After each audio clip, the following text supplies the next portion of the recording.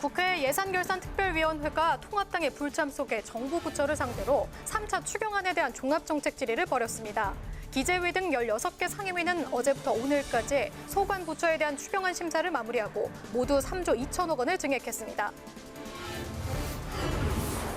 민주당은 3차 추경안을 6월 임시국회 회기를 넘기지 않고 이번 주 처리하겠다는 입장을 거듭 밝혔습니다. 추경안 처리 직후에는 종전선언 결의안의 국회 채택과 공수처 후속 법안 처리 등을 위해 7월 임시국회를 소집하기로 했습니다.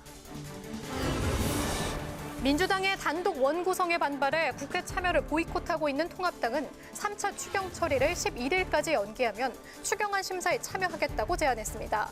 박병석 국회의장이 통합당 의원을 상임위에 강제 배정한 데 대해선 헌법재판소에 권한쟁의 심판을 청구하기로 했습니다. 뉴스엔 파워 인터뷰. 오늘은 국내 최고의 이미지 전략 전문가에서 비례대표로 국회에 입성한 미래통합당 허은하 의원과 함께 초선 의원으로서 의정활동 계획과 당 이미지 쇄신에 대한 입장을 들어봅니다.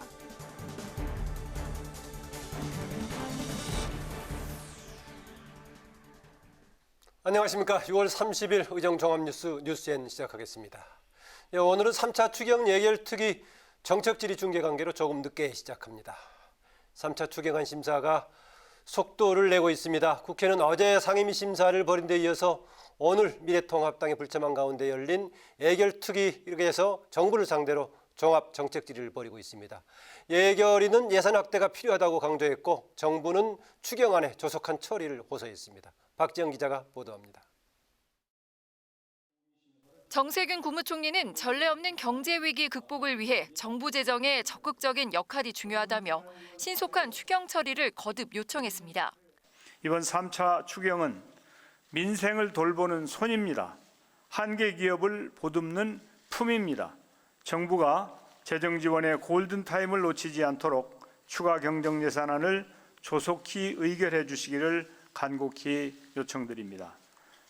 각 상임위에서 예비 심사를 거쳐 예결위로 넘어온 예산안은 정부 원안보다 3조 2천억 원 늘어난 38조 4천억 원 규모. 더불어민주당 의원들은 코로나19 위기 극복을 위한 방역 관련 예산 확대의 필요성을 제기했습니다. 코로나19 바이러스 치료제와 백신 개발에 속도를 내려면 연구개발 예산을 더 투입해야 한다는 겁니다. 지금 추경 35조 중에 치료제 예산은 1,100억 규모. 0.3% 정도밖에 안 됩니다. 저는 위기 극복을 위해서 우리가 방역 투자에 대해서 너무 인색한 건 아닌가. 추가 지원에 대해서는 내년도까지 연계해서 대학 등록금 반환을 둘러싼 갈등 해소를 위한 정부의 역할도 주문했습니다. 윤해 사회부총리 겸 교육부 장관은 각 대학이 학생들과 협의를 통해 자구책을 마련하는 게 우선이라는 입장을 밝혔습니다. 다만 코로나19로 대학들이 재정적인 어려움을 겪고 있는 만큼 자구 노력을 하는 대학의 재정 지원 방안을 강구해보겠다고 말했습니다. 저희 교육위원회 전체위에서 등록금을 반환하는 대학을 지원하기 위한 예산 2,710판을 증액하기로 의결하였습니다. 증액안이 원안대로 가결되어서 코로나 상황에서도 대학 교육이 정상적으로 이루어질 수 있도록 의원님 말씀하신 대로 어제 증액한 대로 예결위에서 심의하고 편성할 수 있도록 함께 노력하겠다는 말씀을 드립니다. 2차 긴급 재난 지원금을 지급하자는 주장도 나왔습니다. 정세균 국무총리는 국가 재정을 감안해 추가 지급은 현실적으로 어렵다며 검토하고 있지 않다고 밝혔습니다. 국회는 예결위 종합정책 질의를 마친 데 이어 내일부터 이틀간 예산조정 소위를 가동해 세부 심사를 벌인 뒤 금요일 본회의를 열어 추경안을 최종 처리한다는 목표입니다. 국회 방송 박지영입니다. 민주당은 단독 원구성을 강행한 당일인 어제 숨 돌릴 틈 없이 곧바로 추경안 심사를 시작했습니다. 6월 임시국회를 넘기지 않고 3차 추경안을 최종 처리하겠다는 건데 추경안을 처리하는 대로 바로 7월 임시국회를 추진하겠다고 밝혔습니다. 한도형 기자가 보도합니다. 더불어민주당은 다음 달 4일 6월 임시국회 회기가 끝나는 대로 7월 임시국회를 소집하겠다고 밝혔습니다. 김태년 원내대표는 원내대책회의에서 3차 추경 외에도 할 일이 많다고 강조하며 일하는 국회로 민생을 지키겠다고 말했습니다. 지금 같은 비상시기에 국회가 쉰다는 것은 어불성설입니다. 민주당이 일하는 국회 전형을 만들어 나가겠습니다. 단독 원구성으로 정치적 부담을 짊어진 이상 독자적인 추경 처리와 수검 법안 처리까지 속도를 내겠다는 겁니다. 이해찬 대표는 최근 법정 시한인 다음 달 15일 내 공수처 출범을 재차 강조하면서 공수처법 개정을 언급했습니다. 통합당이 공수처 출범을 방해한다면 민주당은 공수처법 개정을 포함한 특단의 대책을 마련해서라도 야당이 7명의 공수처장 후보자 추천위원 중 2명을 선정해야 한다는 점을 이용해 임명을 거부하며 시간을 끌 가능성이 있는데 공수처장 후보 추천위 관련 후속 법안과 규칙 개정으로 무력화하겠다는 것입니다. 민주당이 당론 1호 법안으로 추진하는 일하는 국회법도 우선 처리 과제 중 하나입니다. 내일 공개될 최종안에는 법사위의 체계자구 심사권을 국회의장 산하 별도 기구로 이관하는 방안 등이 담긴 것으로 알려졌습니다. 민주당은 이 밖에 종전선언 촉구 결의안과 4.27 판문점 선언 국회 비준, 대북전단 금지법 등 남북관계 관련법 처리도 강조하고 있습니다. 특히 대북전단을 남북 긴장 고조의 원인으로 지목한 만큼 대북전단 살포 금지 법안을 우선 처리하는 방안도 추진하고 있습니다. 국회 방송 한두영입니다. 더불어민주당의 단독 상임위원장 선출에 반발해서 국회 일정에 참여하지 않고 있는 미래통합당이 추경 처리 시한을 오는 11일까지 연기한다면 추경안 심사에 나서겠다 이렇게 밝혔습니다. 홍혜진 기자입니다. 미래통합당은 35조 원이라는 역대 최대 규모의 추경안이 잘못된 처방에 현실 인식도 결여된 무대책안이라고 비판했습니다. 예산 대부분이 세금 낭비성 알바 일자리로 채워져 있고 정작 코로나19 관련 예산은 전체의 2%에 불과하다는 겁니다. DB 알바, 전수조사 등 당장 시급하지도 않고 통계 왜곡용 일자리를 위해서 억지로 일거리를 만들어낸 무대책 추경이며 통합당은 부적절한 세금 낭비성 예산은 삭감하고 소상공인과 영세 자영업자를 지키기 위한 예산으로 전환해야 한다고 강조하며 민주당이 추경안 처리 시한으로 못 박은 다음 달 3일이 아닌 11일로 일주일가량 연기한다면 예결위에 참여하겠다고 밝혔습니다. 원구성을 완료하자마자 민주당이 곧바로 각 상임위를 열고 3차 추경안을 속결 처리한 데 대해 제동을 걸 필요가 있다고 판단한 것으로 보입니다. 박병석 국회의장의 강제 상임위 배분에 반발해 사임계를 제출했던 통합당은 소속 의원들에게 희망 상임위 신청을 요청했습니다. 새로운 상임위 배분 명단을 작성해 상임위 복귀에 대비하는 것으로 보입니다. 다만 통합당은 아직 박 의장이 사임계를 수리하지 않은 만큼 사임계가 처리된 후에 상임위원 명단을 제출할 계획입니다. 이와 함께 통합당은 박 의장의 강제 상임위 배정에 대해 헌법재판소에 권한쟁의 심판을 청구할 방침입니다. 국회 방송 홍혜진입니다.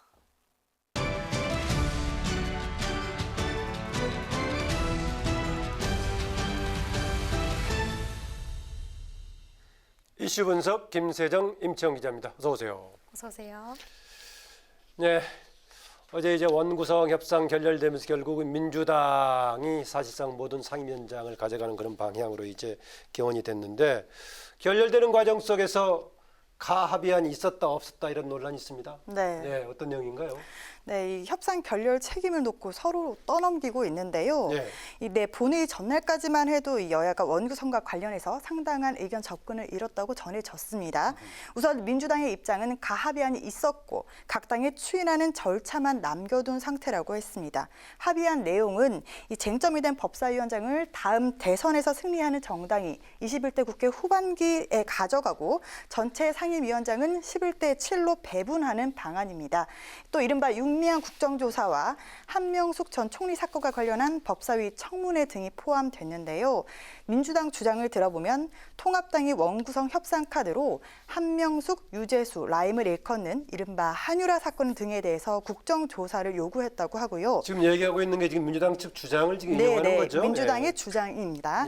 또 민주당이 이러한 통합당의 요구를 수용을 했는데도 통합당이 협상을 깼다고 주장했습니다.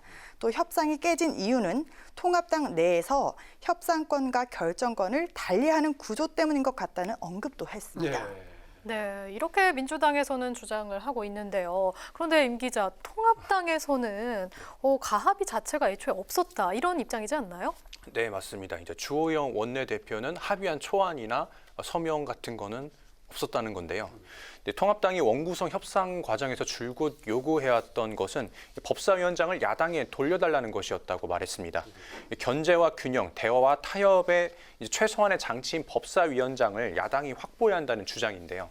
하지만 협상 과정에서 민주당은 통합당의 요구를 거부했고 통합당은 법사위원장을 당장 돌려줄 수 없다면 후반기 2년이라도 교대하자고 제안을 했던 겁니다. 그런데 이조차도 민주당에서 거부하자 그러면 민주당에서 해줄 수 있는 게 무엇이냐는 논의 과정에서 한명숙 청문회와 윤미향 국정조사권이 나왔다는 설명입니다. 결과적으로 원구성 협상 과정에서의 논의사항일 뿐 가합의는 없었다. 그러면서 원구성 협상이 깨진 건 민주당 때문이라고 또 지적을 했는데요. 법사위원장 자리를 두고 민주당이 야당에 전혀 양보하지 않았기 때문이라고 밝혔습니다. 네, 통합당 이런 논란 속에서 민주당이 원구성 결렬 책임을 떠넘기면서 오히려 야당 내부에 분열을 꾀하고 있다 이런 얘기도 나오고 있습니다. 네, 맞습니다. 이제 주호영 원내대표가 오늘 긴급 의원총회에서 도둑이 제발 저린다라는 표현을 썼습니다. 여당을 지칭하는 거겠죠, 그러니까. 네, 여당을 지칭해서 그런 표현을 썼는데 민주당이 국회 상임위원장을 독식하고 하고 싶은 대로 하는 체제를 또 만들어 놓고 어딘가 발이 저리는지 개헌 협상 결렬의 책임을 이제 통합당에 떠넘기고 있다고 이렇게 얘기를 했는데요. 그러면서 민주당이 김 비대위원장의 이제 개입설을 주장해 의원들과 지도부 간의 이간질까지 이제 시도하고 있다고 비난을 한 겁니다. 김종인 비대위원장 개입설을 네. 얘기하는 거죠? 예, 맞습니다. 이제 네. 김종인 비대위원장이 원구성 협상에 개입을 했다는 그런 얘기인데 주원내 대표 발언 들어보시죠. 저희들은 여러 의원님들의 단호한 뜻에 따라서 그런 협상은 할 수 없다고 파기한 것이지 결코 지도부 간의 견해가 달라서 한 것이 아니란 점을 다시 한번 분명히 밝혀둡니다. 네, 그런데 결국 이렇게 협상이 결렬이 되면서 정보위원장을 제외한 17개 상임위원장을 민주당이 모두 가져가게 됐는데요. 이 상임위원장 면면을 보면 역대 국회랑 조금 다르다면서요? 네, 민주당이 선출한 자당 소속 상임위원장들의 면모를 보면 기존 관행에서 크게 벗어났다는 평가가 나오고 있습니다. 보통 상임위원장은 선수, 즉 몇 선 의원이냐, 그리고 나이 순으로 맞는 관례가 있는데 이러한 관행들이 무너졌다는 분석입니다. 그동안 상임위원장은 3선 이상이 맞는 관례가 있었는데요. 이번에 위원장 자리에 재선 의원이나 문재인 정부에서 장관을 지낸 의원들이 다수 선출됐습니다. 네, 어떤 분들이죠? 네, 예를 들어서 이번에 환노위원장에 선출된 송국주 위원장은 재선 의원인데요. 간혹 재선 의원이 여가위원장 같은 겸임 상임위의 위원장을 맡기도 하지만 환노위는 여야 간 정책 간극이 큰 상임위로 알려져 있습니다. 예. 그만큼 타 상임위에 비해서 여야 간 조정, 중재의 역할이 중요하기 때문에 통상 3선 중진 의원들이 맡아온 상임위입니다. 그런 점에서 봤을 때 재선 의원이 위원장을 맡은 것은 파격적인 인사라는 평가가 나오고 있고요. 예. 또 장관 출신 의원들을 임명했는데 문체위원장에 선출된 도종환 위원장은 직전에 문화체육관광부 장관을 지냈습니다. 한때 피감기관의 수장이었던 도 위원장이 이번엔 정부를 견제하는 감시자 역할로 이동한 겁니다. 네. 또 농해수위원장으로 선출된 이계호 위원장도 마찬가지인데요. 예. 총선 직전까지 농림축산식품부 장관을 지냈습니다. 네, 그랬죠. 아무래도 재선 의원들이 지금 위원장 맡은 경우는 워낙 위원장 자리가 많이 생기다 보니까 기존에 간사급을 맡으려고 하고 있다가 급거 이제 위원장이 돼버린 그런 케이스가 그런 있습니다. 얘기도 있고 민주당에서 그렇게. 예, 장관들까지 가는 것 포함이 상당히 이례적인 것인데 당연히 통합당에서 이 부분을 지적하는 목소리가 나오고 있죠. 그렇습니다. 상임위원장 인사가 적절하지 않다는 겁니다. 이 주호영 원내대표가 오늘 의원총회에서 장관을 거친 사람을 해당 상임위원회 위원장으로 임명한 것은 파렴치하다 이렇게 민주당을 성토했는데요. 이 조금 전 말씀드린 것처럼 전임 장관이 위원장으로 가는, 그러니까 국회의 견제를 받던 장관이 다시 상임위를 맡게 됐다는 점에서 삼권 분립의 취지가 훼손될 수 있다는 우려를 제기한 겁니다. 하지만 일각에서는 또 민주당이 향후 야당 몫으로 상임위원장 자리를 넘기기 위한 일말의 협상 가능성을 열어둔 것 아니냐는 분석을 내놓고 있는데요. 21대 국회 시작부터 지금은 여야가 극한 대치를 이어가고 있지만 앞으로의 원활한 국회 운영을 위해서라도 이 갈등을 풀어갈 포석이 필요합니다. 필요하다는 겁니다. 또 모든 상임위원장을 가져가는 것은 결국 모든 책임까지 져야 하는, 민주당이 져야 하는 상황이기 때문에 민주당에겐 독이 든 성배일 수 있다는 이야기도 나오고 있고요. 따라서 민주당이 이번에 선출한 상임위원장을 2년이나 끌고 가기보다는 추후 협상 재개를 염두에 둔 임시 배치로 생각하는 게 아니냐는 해석이 나오고 있습니다. 네. 그렇다면 일단 임시 상임위원장으로 이제 선출한 것이다 이런 분석인데 그럴 가능성도 완전히 배제할 수는 없겠어요. 왜냐하면 이제 민주당이 애초에 11대 7로 나눌 계획이 있었잖아요. 그렇습니다. 법제사법위원장 배분 갈등으로 여야의 최종 협상이 결렬되기는 했지만 민주당이 단독으로 모든 상임위를 이끌고 가기엔 현실적인 부담들이 있습니다. 그래서 민주당이 원구성을 법정 시한 내에 추진하겠다고 하면서도 그동안 물밑에선 통합당과 협상을 추진한 것이고요. 김태년 원내대표가 직접 주호영 원내대표가 머물던 강원도 고성까지 찾아가기도 했었고요. 때문에 민주당이 당초 야당 몫으로 생각했던 7개 상임위원장에 임시위원장을 선출해서 시급한 3차 추경을 먼저 처리하고요. 이후 다음 임시국회에서 통합당이 국회 운영에 복귀하고 협상 재개 국면에 맞물릴 때 임시위원장들이 자연스럽게 사퇴하는 가능성에 대해서 얘기가 나오고 있습니다. 네, 임채원 기자, 이렇게 장관 출신들 바로 직전 선거 직전까지 장관했던 사람까지 포함되어 있는데 이 문제를 이제 상임위원장 임명된 걸 지적을 하고 있는데 통합당이 구체적으로 지적하는 내용들은 어떤 것들입니까? 네, 이제 통합당은 민주당이 이제 국회와 정부의 이제 상호 견제 균형이라는 것을 이제 상권 분립을 이제 무시했다고 이제 비난을 하고 있는 건데요.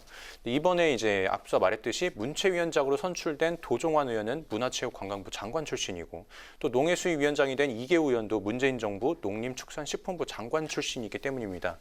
과연 국회 감사를 받던 장관 출신이 자신이 장관으로 있던 정부 부처를 비판적으로 감시하고 견제할 수 있겠냐는 건데요. 더구나 자신의 장관 재직 기간도 국회 감사 대상인데 상임위원장 자리로 바꿔 앉은 본인이 스스로 장관 시절의 행적을 감시 비판하는 것은 그야말로 고양이에게 생선가게를 맡기는 꼴이라고 이렇게 꼬집었습니다. 네, 김수영 기자가 얘기한 대로 지금 임시 방편으로 한 건지 계속 이 체제로 갈지 좀 지켜보기로 하고요. 오늘 이슈 분석은 여기까지 듣겠습니다. 김세정, 임채원 기자 수고했습니다. 네, 코로나19 사태 속에 우리나라의 방역 체계가 해외에서 호평을 받고 있는데요. 전국에 있는 지방의료원의 역할도 컸습니다. 오늘 국회에서 관련 토론회가 열렸습니다. 코로나19뿐만 아니라 새로운 감염병에 대비하기 위해서는 지방의료원을 더 늘리고 예비 타당성 조사를 면제해야 한다 이런 주장이 제기됐습니다. 김희영 기자가 취재했습니다. 국회에서 열린 지방의료원 필요성 토론회에서 신속한 지방의료원 확충을 위해 예비 타당성 조사를 면제해야 한다는 전문가 의견이 나왔습니다. 코로나19와 같은 감염병 대응을 위해 지방의료원을 늘려 공공의료 체계를 강화해야 한다는 겁니다. 예비 타당성 조사가 지방의료 양적 확대를 막고 있는데 이런 측면에서 봤을 때 이제 예비 타당성 조사를 면제하거나 가점 부여를 통해서 좀 신속하게 진행해야 될 필요가 있다는 것입니다. 전국 광역시도 중 지방의료원이 없는 곳은 대전과 광주, 울산인데 울산은 올해 1월 산재 전문 공공병원이 예비 타당성 조사를 면제받았지만 대전의료원은 2년째 예비 타당성 조사에 발이 묶여 있습니다. 광주는 아예 지자체 차원에서 감염병 전담 공공의료원 설립을 추진 중입니다. 토론회를 주최한 더불어민주당 장철민 의원은 지방의료원 설립에 대한 예비 타당성 조사에 경제적 측면도 중요하지만 공공의료 강화와 사회적 편익이 제대로 반영돼야 한다고 강조했습니다.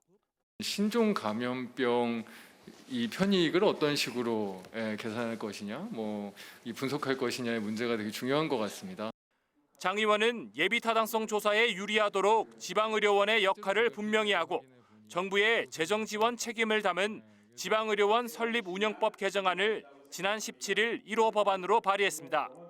민주당은 지난 20대 국회에서 실패했던 국립공공보건의료대학 설립 운영법을 다시 추진하면서 공공의료 강화에 주력하고 있습니다.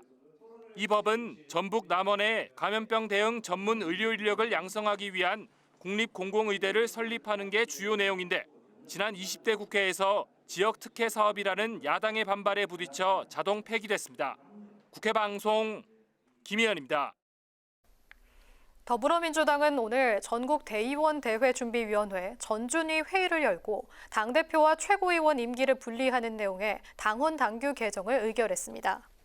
이에 따라 앞으로 민주당 대표가 대권 도전을 위해 대선 1년 전에 중도 사퇴하더라도 최고위원들은 동반 사퇴하지 않고 임기 2년을 채울 수 있게 됐습니다. 당대표와 최고위원 임기 분리 문제는 이낙연 의원, 김부겸 전 의원 등 대권 주자들이 당대표가 될 경우를 대비해 논의돼 왔으며 오늘 전준위를 통과한 개정안은 당무위와 중앙위, 전당대회를 거쳐 최종 확정됩니다. 미래통합당이 현행 보건복지부를 국민보건부와 복지부로 나누고 국민보건부가 보건의료정책을 책임지도록 하는 방안을 추진합니다. 김종인 비상대책위원장은 국민보건부 신설을 위한 정책 토론회에 참석해 국가적 방역체계 강화를 위해 국민보건부를 신설해야 한다고 주장했습니다. 또 적의 공격에 대비해 국방력을 단단히 하는 것과 마찬가지로 보건은 내적 안보체계 차원에서 국민보건부가 강력한 위치를 갖도록 해야 한다고 말했습니다. 정의당 심상정 대표가 차별금지법 논의에 더불어민주당이 참여해달라고 촉구했습니다. 심 대표는 오늘 의원총회에서 차별금지법은 노무현 정부의 의지로 시작됐고 문재인 대통령도 18대 대선의 공약을 제시했던 만큼 더불어민주당이 시대적 사명을 외면해선 안 된다고 말했습니다. 또 심 대표는 민주당과 통합당의 포괄적 차별금지법 제정을 위한 국회 공동 입법 토론회 개최를 제안했습니다. 신임 국회 사무총장에 김영춘 전 의원이 취임했습니다. 김영춘 신임 사무총장은 오늘 코로나19 확산 방지를 위해 온라인으로 진행된 취임식에서 21대 국회 최우선 과제는 국민 신뢰 회복이라며 국민과 국회가 한 발짝이라도 더 가까워질 수 있도록 국회 사무처 직원들이 땀과 지혜를 모아달라고 당부했습니다. 김 총장은 16대와 17대, 20대 국회의원을 지낸 삼선 의원 출신으로 문재인 정부에서 해양수산부 장관을 역임했습니다.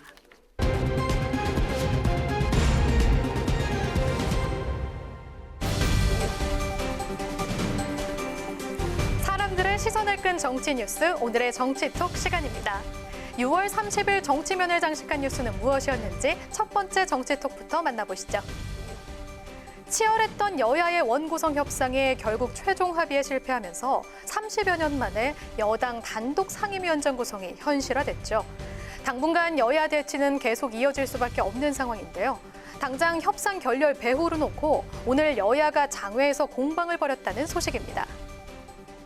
이번에 2차 합의는 주말인 일요일 오후에 합의가 됐고 그것을 미래통합당 내에 의원총회 등의 절차가 없이 월요일 날 오전 10시에 바로 추인이 부결돼 버렸거든요. 정황으로 볼 때 김종인 위원장이 강력하게 개입했지 않았을까라고 생각되는 지점이 있습니다.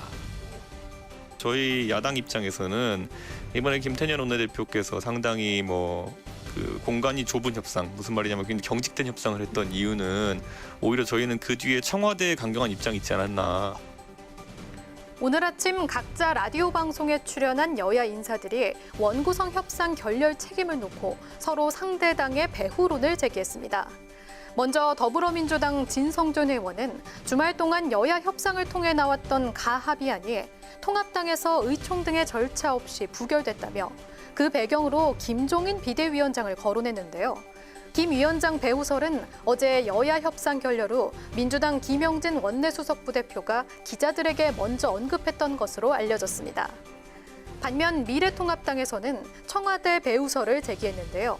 이준석 전 최고위원은 상식선에서 힘을 가진 자가 협상을 틀지 힘이 약한 자가 틀진 않는다며 민주당 김태년 원내대표가 야당과 경직된 협상을 할 수밖에 없었던 이유는 청와대의 강경한 입장 때문이라고 주장했습니다. 우여곡절 끝에 원구성은 마무리됐지만 후유증은 이제부터 시작입니다. 여야 간 갈등으로 인한 전국 경색이 너무 길어지지 않도록 책임론이나 배우설보다는 새로운 물밑 협상이 필요한 때가 아닐까요? 이어서 오늘의 두 번째 정치톡입니다. 2022년 차기 대선을 앞두고 언론과 대중의 관심은 벌써부터 여야 차기 대권 주자들에게로 향하고 있습니다. 그동안 잠룡으로 거론됐던 유력 주자들뿐 아니라 새로운 인물이 급부상하기도 하는데요.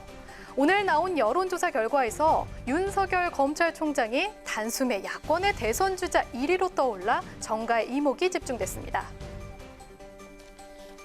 현직 권력 기관장인 윤석열 검찰총장이 차기 대선 주자 선호도 조사에서 새로 조사 대상에 포함되자마자 야권의 가장 유력한 주자로 떠올랐습니다. 리얼미터가 오마이뉴스 의뢰로 지난 22일부터 26일까지 전국 18세 이상 성인 2,537명을 대상으로 조사한 여론조사 결과에 따르면 여야 대선 주자들을 통틀어 압도적인 1위를 차지한 이낙연 전 총리와 2위인 이재명 경기도지사에 이어 윤 총장이 10.1% 지지율로 3위에 이름을 올렸는데요. 야권 주자들 가운데는 단연 1위로 지난 대선 후보로 보수 인사 가운데 인지도가 높은 홍준표 전 대표와 이낙연 전 총리의 대항마로 거론됐던 황교안 전 대표를 여유 있게 제치며 차기 야권 대권 주자로 급부상한 모습입니다. 여기에는 여당 의원들과 추미애 법무부 장관의 최근 이딴 윤 총장 때리기가 영향을 미쳤다는 분석인데요. 여권이 연일 윤 총장에 대한 비판에 나서면서 보수층이 결집한 것으로 풀이되고 있습니다. 윤 총장은 올해 초 한 언론사의 여론조사에서 자신이 차기 대권 후보에 포함된 사실을 알고는 빼달라고 요청한 바 있습니다. 이번 리얼미터 조사도 윤 총장이 대선 주자 후보군에 처음으로 포함된 건데요. 이대로 야권의 차기 대선 주자로서 입지를 다지게 될지 아니면 이번에도 후보 고사에 나설지 윤 총장의 반응이 궁금하네요. 마지막으로 세 번째 오늘의 정치톡입니다. 지난달 25일이었죠. 민주당 윤리심판원이 당 소속의 금태섭 전 의원을 당론 위배 행위로 경고 처분을 내려 정가의 이목이 모아졌었는데요. 이에 불복한 금 전 의원의 청구로 어제 재심이 열렸는데 이번에는 결론을 내리지 못하고 재재심을 진행하기로 해서 다시 눈길을 끌었습니다.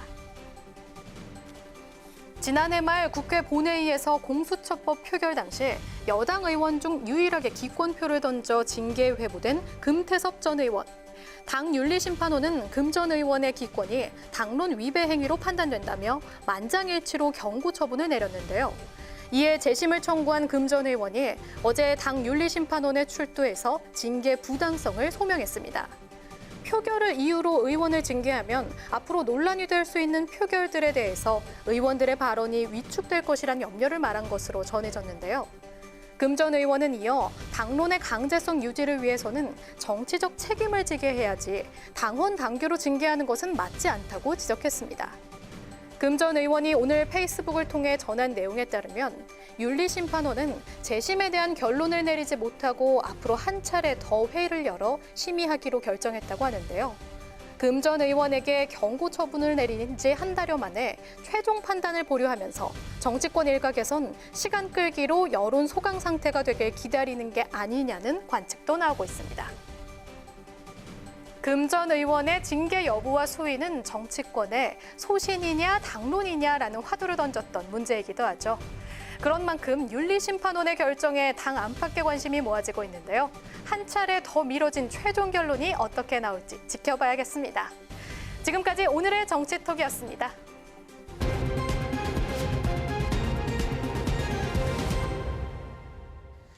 네, 21대 국회 전반기 원구성이 결국 여당 단독의 상임위원장으로 구성되면서 당분간 여야 경색 국면은 불가피할 것으로 전망이 됩니다. 앞으로 국회 운영 계획과 방향에 대해서 더불어민주당 대변인 송갑석 의원 전화 연결해서 얘기 나눠보도록 하겠습니다. 안녕하세요. 네, 안녕하십니까. 송갑석 의원입니다. 네, 지금 우여곡절 끝에 원구성이 마무리되고 어제 보니까는 총리의 지금 추경 시정 연설이 끝나자마자 상임위 가동이 되고 또 오늘 예결위 가동이 되고 하는데 시급한 사안이긴 합니다만은 일정이 너무 무리한 것은 아닌가요? 어떤가요? 우선 일정 무리함을 말씀드리기 이전에 그만큼 3차 추경이라고 하는 것이 시급하고 불효불급한 상황이기 때문에 그렇게 진행될 수밖에 없고, 그리고 진즉 일찍도 진행될 수 있는 상황이 저희가 야당을 끝까지 기다리고 야당과의 협상의 여지를 계속 가지면서 하고 있다 보니까 그만큼 이제 추경에 대한 심사하는 시간이 줄어들 수밖에 없었던 상황이었습니다. 네. 원래 애초 계획대로 하자면 이번 임시국회 그러니까 뭐 7월 4일까지 이제 통과시켜야 된다 그런 얘기했었는데 통합당은 오늘 의총 거쳐가지고 한 일주일 정도 그러니까 11일까지 연기하면은 예결위 예산 심사에 참여하겠다 이런 입장 밝혔는데 민주당 어떻게 이런 절충안은 좀 수용할 수 있습니까? 어떻습니까? 그로부터 1시간 후에 예. 바로 이종배 정책위원장이 또 국회 정론관에서 충분한 시간을 준다면이라고 또 표현을 했습니다. 아, 11일이 아니라 충분한 시간이라고 했습니까? 11일이 아니라 충분한 시간을 준다면이라고 또 이야기를 했고 또 거기에 따른 혼선이 빚어지자 그 뒤에 11일을 이야기했었던 원내대변인은 꼭 11일에 국한되는 것이 아니고 통상 2주 정도 걸리기 때문에 본인이 그렇게 표현했었다라고 이야기를 했는데요. 그러니까 계속적으로 통합당이 보여온 난맥상, 말 바꾸기, 그다음에 또 협상을 하는 사람과 또 결정을 하는 사람 주체가 다름으로 해서 벌어지는 것.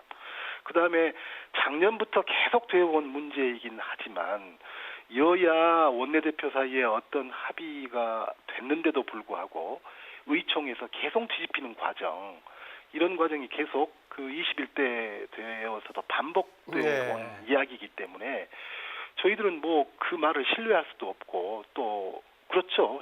신뢰할 수가 없기 때문에 현재 진행되고 있는 것을 거기에 맞춰서 늦출 수도 없는 그런 입장입니다. 알겠습니다. 통합당 입장도 분명하게 정리가 돼 있는 것 같지 않고 신뢰하기 어렵다라는 표현까지 주셨네요. 네. 앞서 제가 말씀드렸습니다마는 어제 본회의 끝나자마자 지금 이제 상임위 가동해서 빨리 끝난 것은 뭐 1시간도 채 안 돼서 예비심사가 각 상임위에서 끝났다고 하던데 네네. 이번에 지금 추경 규모가 좀 아주 크지 않습니까? 35조가 맞습니다. 넘는데 네네. 정말 여기에 대해서 절소가인이 이런 우려도 있는데 정의당에 보니까는 장혜영 의원 일부 네네. 언론에서는 정의당을 범여권으로 분류하기도 하던데요. 네네. 보니까 예산 심의가 이루어지는 것이 아니고 그냥 형식상의 통과가 목적이다. 옛날에 그 네. 통법부라고 했던 용어가 떠오르는데 네. 이런 지적 어떻게 보십니까? 일단 제가 중기산자위 소속이고 예. 중기산자위에 저희 당 간사까지 함께 어저께 선출이 돼서 맡고 있기 때문에 저희 중기산자위를 예를 들어서 말씀드려보겠습니다. 예. 중기산자위 상임위원장은 지난 15일 날 선출이 됐고 바로 다음 날인 16일과 17일 날 부처의 업무보고를 받았습니다. 산자위와 중기부의 업무보고를 받았는데요. 그 업무보고의 주 내용은 3차 추경안에 대한 보고였습니다. 예. 물론 저희 그 중기산자위원들은 부처 업무보고 이틀 전쯤에 관련된 자료를 받았고요. 그래서 16, 17일 날 진행됐었던 부처 업무보고에서 실제로 주요 질의와 추가 질의를 통해서 이 3차 추경안에 대해서 심도 깊은 논의가 있었고 질의가 있었고 거기에 대한 답변이 진행이 됐습니다.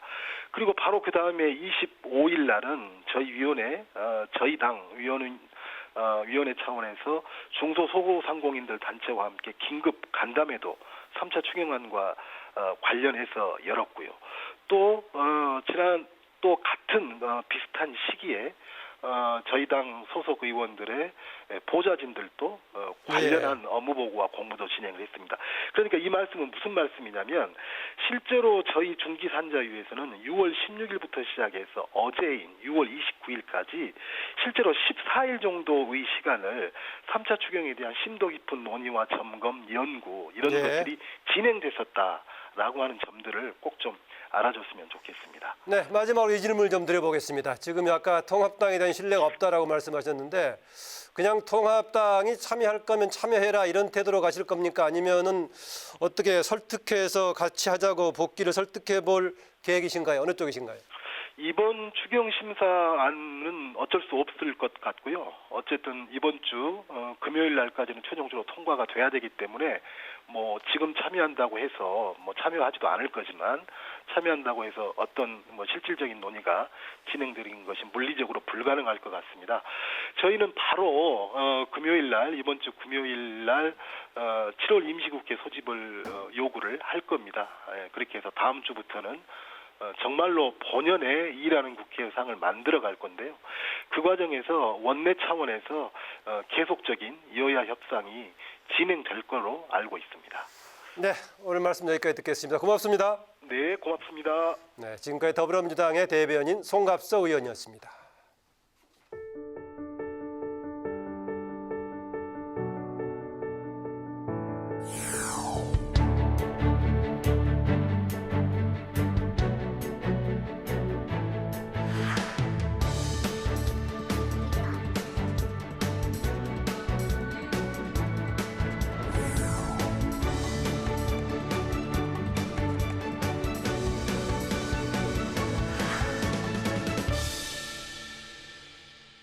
네, 이번 시간은 뉴스엔의 파워 인터뷰 코너입니다. 21대 국회에는 151명, 그러니까 절반이 넘죠. 이 151명의 초선 의원들이 의정활동을 펼치면서 많은 활약을 지금 보여줄 걸로 기대를 하고 있는데요. 국회에 입성하자마자 당내 공부 모임을 주도하면서 열심히 공부하는 의원 중에 한 분이시죠. 미래통합당의 허은아 의원 모시고 함께 얘기 나눠보겠습니다. 어서 오십시오. 어서 오세요. 네, 반갑습니다. 초대해 주셔서 감사합니다. 네, 지금 이제 임기가 시작한 지 그래도 꽤 됐죠, 이제 벌써? 네, 이제 한 달 딱 한 달 하루쯤 됐네요, 보니까요. 네. 네. 그동안에 이미지 전략 전문가에서 이제 통합당의 인재 영입, 한국당의 인재 영입이라고 해야 되나요? 네, 미래 한국당으로 들어왔습니다. 자유한국당이네요. 자유한국당에 영입됐었고 그랬다가 미래한국당에 갔다가 다시 이제 미래통합당 선거 때는 미래한국당이었었죠. 네. 그랬었는데 이제 그동안에 이제 여러 가지 이미지 컨설팅 하시면서 정치 현장에서 컨설팅도 하시고 뭐 이미지 조언도 주시고 해서 그런 정도의 정치 경험, 간접 경험을 있으실 건데 직접 이제 본인이 국회의원으로 들어와 보니까는 어떤 느낌이 들었습니까? 그러니까 경기를 바라보면서 코치 입장이었다가 직접 제가 이제 운동장에 가서 뛰는 운동 선수가 돼 보니까 그 현실과 상당히 괴리가 있구나라는 걸 좀 느꼈습니다.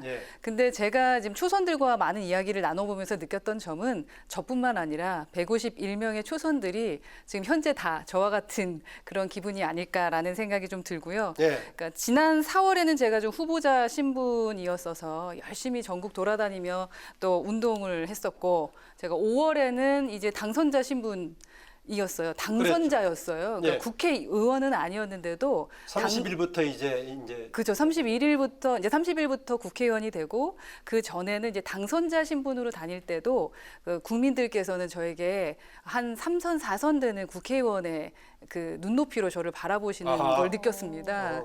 그래서 그때 이 공부 좀 시작해야 되겠구나라는 좀 생각을 많이 했고 열심히 좀 이슈 찾아서 공부했고요. 그다음에 이제 드디어 국회의원이 된 지금이죠. 6월 한 달 동안은 각계각층 전문가도 뵙고 선배님들 말씀도 듣고 의회에서도 열심히 지금 이제 긍정적 싸움을 하면서 커가고 있습니다. 네, 공부하는 국회의원 또 뭔가 남다르게 열심히 해보겠다라고 말씀하셨는데 21대 국회 지금 시작부터 여야 상당히 강한 대결로 시작을 하고 있습니다.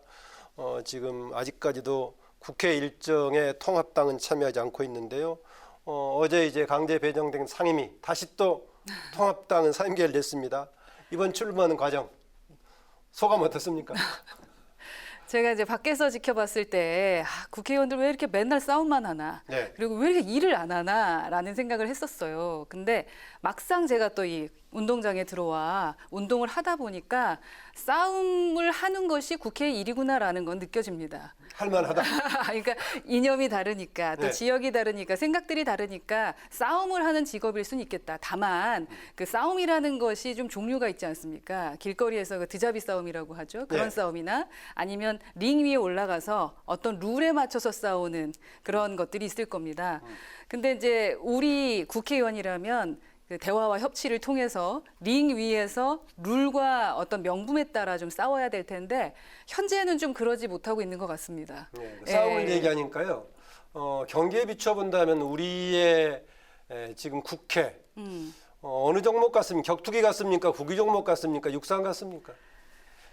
육상, 상당히 되게 어려운 질문이네요. 원래 같이 뛰어야만 가능한 스포츠 같지는 않습니다. 왜냐하면 저희 없이도 뛸 수 있잖아요, 지금. 그렇기 때문에 같이 뛰지 않고 혼자 뛰어도 되는 거? 아니면 마라톤일까요? 뭐 혼자 좀 아니면 뛰는데. 상대방을 때려 눕혀 이기는 거라면은 격투기가 되는 거겠고요. 그렇죠. 아직 저희는 쓰러지진 않았기 때문에 쓰러진 것 같지는 않고요. 네. 다만 이 싸움을 협치 그리고 대화를 통해서 좀 보여드리고 싶고 지금 현재는 좀 일방적인 폭거 같다라는 생각은 솔직히 듭니다. 그리고 보셨겠지만 저희가 일을 아예 하지 않는 것은 아닙니다. 상임위 활동을 지금 못하고 있는 거고 또 다른 의정 활동하면서 국민들이 그 실망하시지 않도록 열심히 활동하고 있다라는 말씀도 드리고 싶습니다. 네, 이렇게 또 격하게 시작을 했고 공부의 필요성을 또 네. 느끼셨다고 해서 그런지 일주일에 공부 모임을 4개나 참여하신다고 아, 들었어요. 4개나 하세요? 5개는 되는 것 아, 같아요. 그래요? 5개나 참여하시는데 네. 그 중에서도 명불허전 보수다. 이 모임은 직접 이름을 지으셨다고 들었거든요. 네. 어떤 모임인가요? 저희 뭐 보자 수요일에 다 같이라는 의미에서 사실 미래 한국당일 때 초선들이잖아요. 그러니까 와 이거 국민들의 눈높이는 높고 우리가 무언가 공부하지 않으면 안 되겠다라는 차원에서 같이 공부를 시작을 했습니다. 그러다가 이제 저희가 통합이 되면서 6월부터 미래통합당 초선들과 함께 이제 이 공부를 하게 됐고요. 그래서 강사님들이 참 명성이 드높다 해서 명불허전 보수다라는 이름을 가지고 진행을 하고 있고요. 지금까지 8회차 진행을 했습니다. 뭐 논설위원님들 사실 뭐 보수나 진보에 있는 논설위원님들 모셔서 강의도 들었고 교수님들 강의도 들었고 6월에는 김종인 위원장님이 오셔서 조금 이슈가 많이 됐고 정병국 의원이나 또 그죠? 네, 갑자기 성함이 박형준 전 비대위원장님이 오셨었고 또 청년 비대위원들이 와서 또 토론을 하면서 같이 저희한테 정말 그 따끔한 거, 뼈 때리는 요즘 아이들이 얘기하는 뼈 때리는 이야기 많이 들으면서 반성하고 또 준비하고 이제 나란히 7월에 앉아 있는 모습인데요, 박형준 전. 네네. 아, 정말 박형준 그 위원장님, 교수님이라고 저희 이제 그 호칭을 했는데 공부를 너무 많이 하셔서 그리고 특히 실패했다라는 것에 대한 미안함이 있으시더라고요. 네, 그래서 그거에 대한 책임감, 우리가 다 이루지 못한 그 혁신을 이렇게 했으면 좋겠다라는 방향성까지 확실하게 좀 이야기를 해주고 가셨던 것은 상당히 고마웠습니다. 박형준 위원장은 통합운동 때부터 시작을 주도했었죠? 네네네, 그랬죠. 네, 아니 그럼 이 명불허전 보수다에서 보수가 보자 수요일에 다 같이 이런 뜻이었네요. 네, 보자 수요일에 다 같이. 근데 왜냐하면 김종인 비대위원장님이 왜 더 이상 보수, 우파 이런 표현 쓰지 저희 말자고 공부 모임에 했잖아요. 와서 그렇게 말씀하셨어요. 난 보수라는 단어를 직접적으로 하는 게 싫다. 그래서 제가 설명드렸어요. 저희 보자 수요일에 다 같이. 그리고 보수의 가치를 제대로 찾아가고 싶다라는 욕심도 있는 모임입니다. 공부 모임입니다. 네. 우리가 어떤 보수의 가치를 이끌어가는지 정체성이 뭔지를 확실하게 알아야 사실은 어떤 행동들을 할 수 있잖아요. 그래서 그런 부분 해 나가는 명불허전 보수다입니다. 네, 보자 수요일 다 같이에다 이제 보수란 중의까지 가졌는데 보수의 중의 의미는 좀 줄이고 이제 보자 수요일 다 같이를 강조하는 쪽이군요. 그러니까. 네, 그러니까 처음에 그렇게 시작을 했는데 위원장님 덕분에 보수다가 좀 강조가 됐고 3개월 내에 보수의 가치를 정립하는 게 우선 목표고 그 뒤에 우리가 뭐 대선 주자들을 우리가 가이드를 맺을 만한 것을 좀 찾아보자 뭐 이런 욕심들도 있고요. 의지가 강합니다. 조선들이 공부 상당히 열심히 합니다. 네, 허인하 의원은 그 시청자들에게 방송을 통해서 이제 많이 알려지게 됐었는데요. 네. 이번에 임기 시작과 동시에 국회대학교라는 명칭의 유튜브 채널을 개설하고 대중들과 소통하겠다. 보니까 전주의 의원하고 같이 이렇게 하게 됐는데. 처음에 이제 지송 의원도 같이 좀 하기로 했었는데 이번에는 김예지 의원이 또 출연합니다.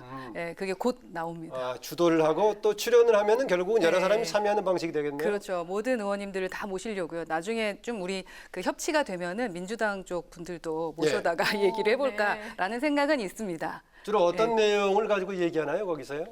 우선 이 국회대학교라는 유튜브를 우리 프로그램에서 저희 국회대학교를 소개해 주셨어요. 우선 그 감사하게 생각을 하고 있습니다.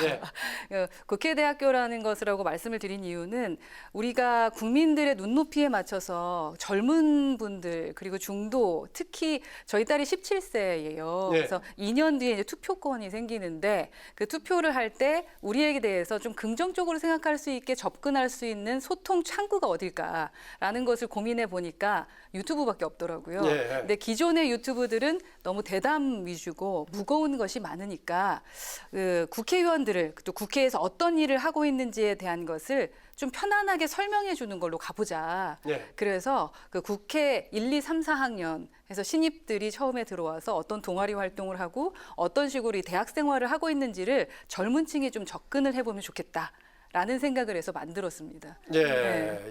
허은하 의원 아까 뭐 소개할 때 그동안에 의원 활동하기 전에 이미지 전략 이쪽에 전문가 얘기했었는데요. 네. 당연히 직접적으로 참여하는 당의 이제 이미지 쇄신에도 주요 역할을 하셔야 할 건데 김종인 비대위가 하는 역할과 더불어서 허은하 의원이 할 수 있는 뭔가 당의 국민들에게 호감을 높이는 그런 방향. 잘 아시겠지만은 통합당에 대해서 지지율 비율에 비해서 비호감도가 상당히 높다는 말이죠. 특별한 지금 뭔가 이것을 겨냥해서 이것을 좀 노리는 중요한 대목이다 이런 거 있습니까? 어떻습니까? 호감도 높이기 위해서 해야 될 대목이. 우선 보고 싶은 것만 보지 않고 우리가 조금 더 친절하게 국민께 소통하기 위해 노력을 해야겠다라는 생각이고요. 우선 김종인 위원장님이 오신 지 이제 한 달, 내일이면 한 달이 되는데 예. 지금까지 이제 준비를 했던 단계라고 생각하고 이제 어떠한 행동들을 이제 변화를 위한 것을 보여줄 거라고 생각을 합니다. 그 중에서 가장 중요한 것은 오늘 의총에서도 나왔지만 103명 저희 의원 하나하나가 빛나야 되고 각각 그 정책적인 것들 일을 열심히 하면서 국민께 다가가야 된다라는 것이 있는데요. 저는 우선은 청년들 편에 서서 행동하는 모습을 보여주려고 합니다. 그러니까 국회대학에서 제 별명이 행동대장이거든요. 예. 뭔가 시작을 하면 마무리를 진다. 말만 하지 않고 행동한다라는 차원에서 국민들께 좀 다가가고 싶다. 그러니까 청년 비대위가 와서 저희 그 보수다에서 강의할 때 우리 미래통합당은 약간 모태솔로 같다, 그리고 시아버지 같다 이런 얘기를 해요. 나를 아끼고 사랑하는 건 알겠는데 그 표현법이 너무나 친절하지 않고 좀 부담 간다라는 거죠. 그래서 부담 가지 않게 다가가는 법을 제가 좀 노력해야 될 것 같고 그 차원에서 이제 요즘 것들 연구소로 이번에 인국공 관련된 이슈, 공정에 대한 것 예. 다가가서 해결. 명칭을 과감하게 붙였네요. 요즘 것들. 네. 뭐 누구 그 힙합 노래 제목에 나온 것도 있던데요. 그렇죠, 보니까. 그렇죠. 예. 그래서 좀 그들의 언어로 관심 있어 할 만한 것들로 접근하는 게 좀 맞다고 저희는 생각을 했는데 뜻이 맞는 의원들끼리 요즘 것들을 연구하자. 그래서 그 공정에 대한 것들을 좀 시도했는데 좋은 반응을 좀 얻은 것 같습니다. 예. 그래서 청년들의 목소리를 듣고 행동하고 그리고 우리가 해결해 줄 수 있는 것을 해결하는 행동으로서 비호감의 이미지를 좀 바꿔보고 싶다라는 생각이 들고요. 예. 우선 그 두 행사 같은 거 하면서 제가 느낀 점이 있는데 첫째는 우리 당이 자신의 이미지를 이제 확실히 인식을 하셨어요. 우리가 이런 좀 부정적인 이미지가 있다. 둘째, 그래서 바뀌려고 하는 마음들이 너무나 강해지셨다. 그래서 이젠 제가 조금 더 활동할 수 있는 보폭이 더 커지지 않을까라는 생각이 듭니다. 짧게 이 질문 좀 추가드리고 싶은데요. 네. 이미지 전략 하시니까 네. 이미지 전략에 따라 효과가 달라질 수 있지만은 기본적인 컨텐츠가 있어야 되는 거 아니겠습니까? 그럼요. 그래서 저희가 공부를 하고 있습니다. 예, 네. 그러니까 뭐 흔히 얘기하듯이 호박에 줄었다고 수박 안 된다고 그게, 얘기하시피 예. 그 점에서는 어떻습니까? 지금 통합당의 자원이 괜찮다고 보십니까? 네, 자원이 아주 훌륭하다고 생각합니다. 특히 이번에 저희가 개파도 없고 기본적으로 훌륭한 인재들이 정말 많이 왔다. 특히 의총 내에서 저희가 대화하는 거 보면요. 토론이 자유롭고 왜 여기를 꼰대당이라고 하지라고 생각이 들 정도로 자신의 의견과 전문성을 상당히 많이 살려주고 계십니다.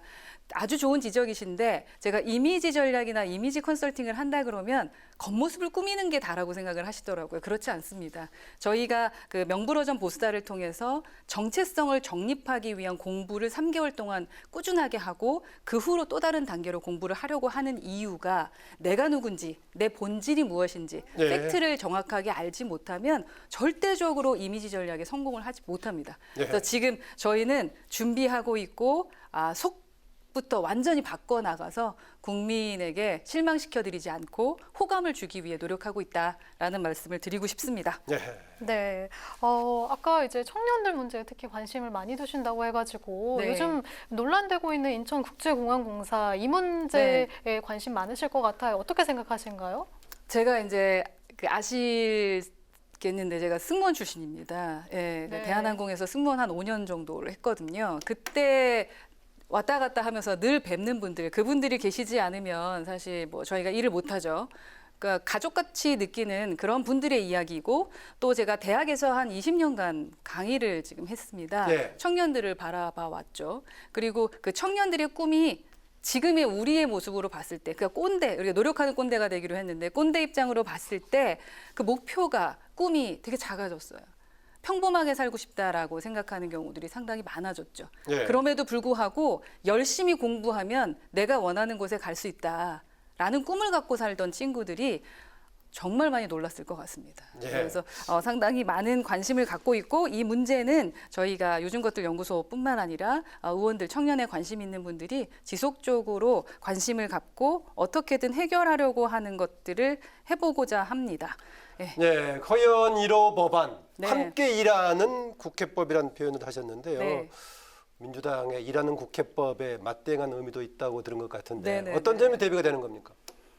그러니까 저희의 입장에서 봤을 때 이제 국민들께 설명을 이렇게 시켜드려야 되는데, 일하는 국회법, 저는 이제 함께 일하는 국회법 1호 법안으로 냈는데요. 일하는 국회법은 여당만 일하는 국회법이더라고요. 자세히 들여다보니까 야당도 함께 일하고 싶다라는 의미에서 예. 우리가 그 이소부화의 여와 두루미 얘기 많이 하지 않습니까? 서로 먹을 수 없는 그릇에 음식을 놓고 먹으라고 하는 것은 협치도 아니고 일하자는 것도 아니라는 요즘 얘기입니다. 그러는 것 같습니까? 예, 좀 그렇습니다. 저희 들어가서 정말 일하고 싶고, 제가 그 과방위 준비하고 있는데 이미 자료 많이 보고 다음 법안까지 고민하고 있는데 아무것도 지금 실행을 못하고 있거든요. 예. 지금 민주당의 법사위 체계자구 심사권 폐지, 그리고 또 패스트트랙 기한 축소 같은 경우는요, 기본적으로 저희 입장에서는 독소 조항이라고밖에 볼 수가 없습니다. 예. 그래서 그 부분은 폐지하고, 그리고 저는 국민청원을 조금 신설을 했습니다. 국민의 목소리를 많이 들어야 된다는 거죠. 네. 그래서 진짜 일하는 국회법을 발의했다고 생각해 주십시오.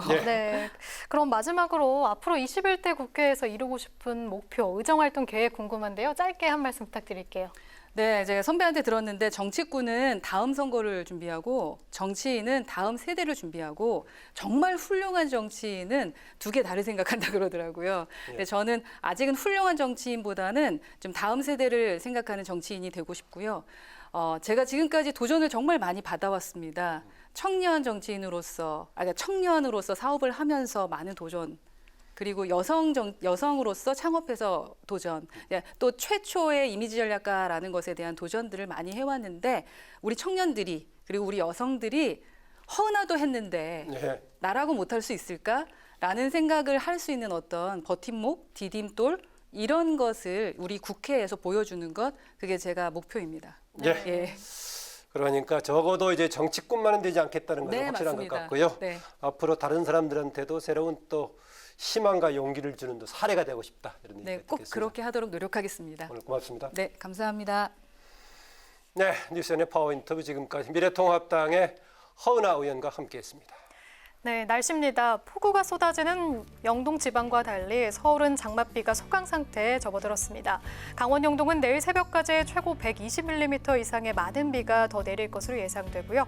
중부지방엔 5에서 40mm의 비가 온 뒤 새벽에 완전히 그치겠습니다. 내일 오후부터 주말까지는 다시 30도 안팎의 찜통더위가 기승을 부리겠습니다.